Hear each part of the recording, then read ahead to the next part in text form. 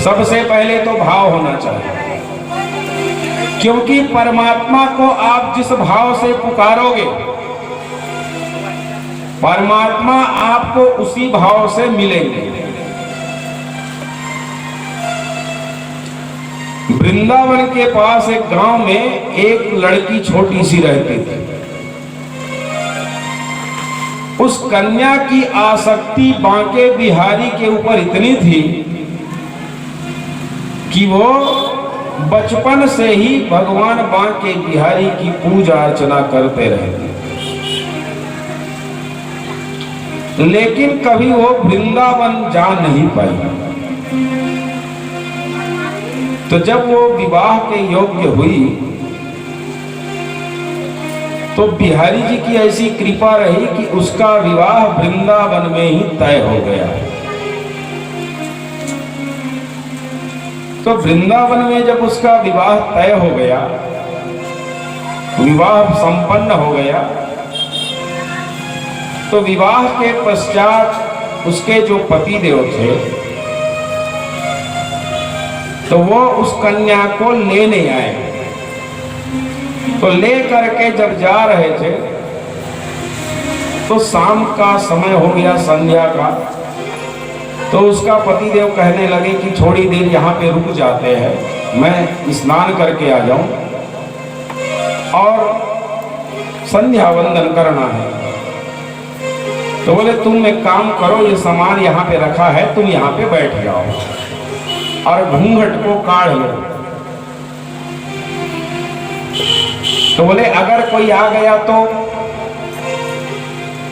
बोले देखो यहां अगर कोई आएगा तो उसको तुम देवर मान लेना, क्योंकि ये मेरा घर है, यहां कोई वही तो आएगा कोई। अब एक 9-10 वर्ष का बालक आया। अब हम मन ही मन वो बैठ करके वो भगवान बांके बिहारी का ध्यान करने लगे कि हे मेरे ठाकुर जी, मेरी इच्छा तो बचपन से थी कि मैं वृंदावन आऊं, लेकिन मैं वृंदावन आ नहीं सकी। है कि मेरा परम सौभाग्य है कि मेरा विवाह ही वृंदावन में हो गया। तो ठाकुर जी की तो लीला अद्भुत है। तो ठाकुर जी एक छोटा बालक बन करके उनके पास वो प्रार्थना करने लगी कि प्रभु मुझे आपका दर्शन कब होगा। एक 9-10 वर्ष का बालक आया उनके पास, कहने लगे ओ भाभी अपना घूंघट तो उठाओ।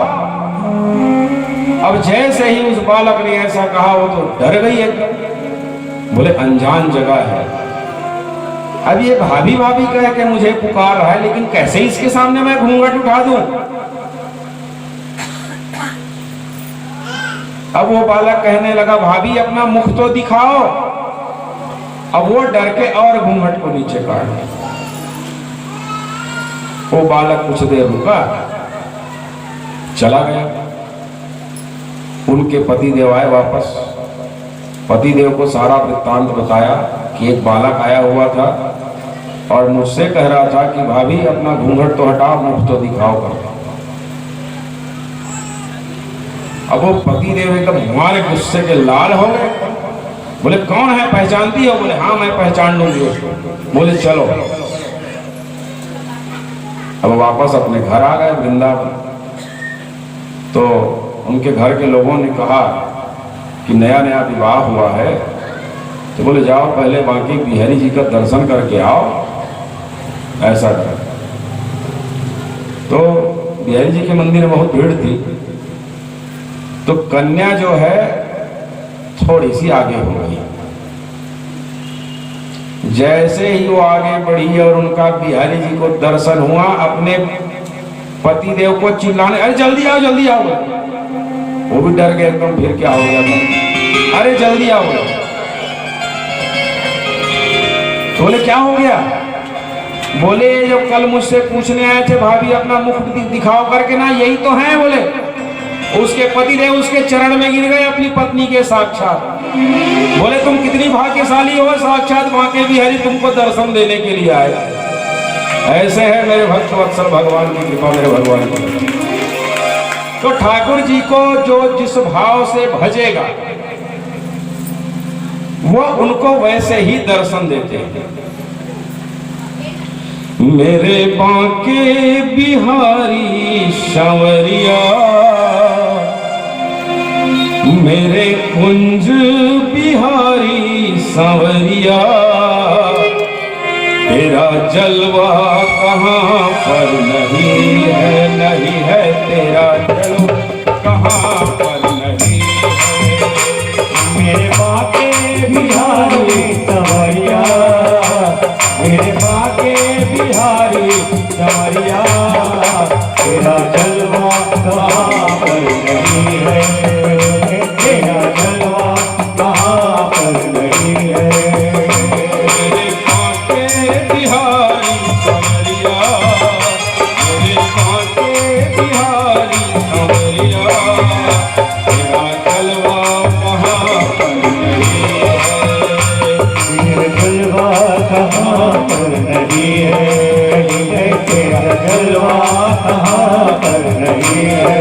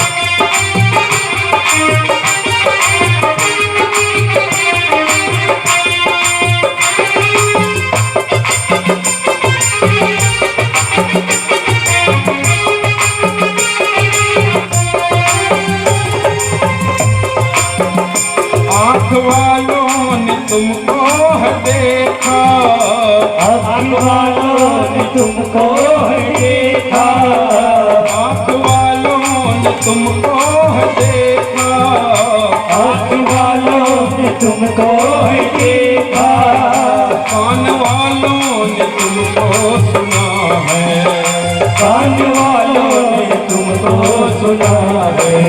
और क्या मेरे भगवान के भक्तों, तेरा दर्शन उसी को हुआ है, तेरा दर्शन उसी को हुआ है, इसे जिसकी आंखों में पर्दा नहीं है, जिसकी आंखों में पर्दा नहीं है। मेरे बांके बिहारी सांवरिया, मेरे बांके बिहारी सांवरिया, तेरा जलवा कहाँ पर नहीं है, तेरा जलवा कहाँ पर नहीं है।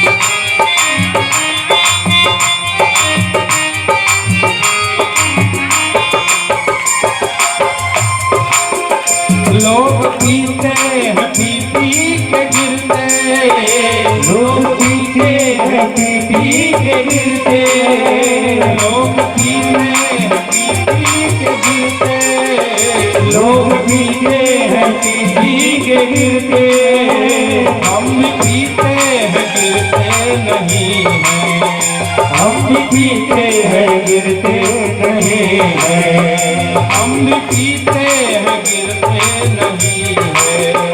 हम भी पीते हैं गिरते नहीं हैं।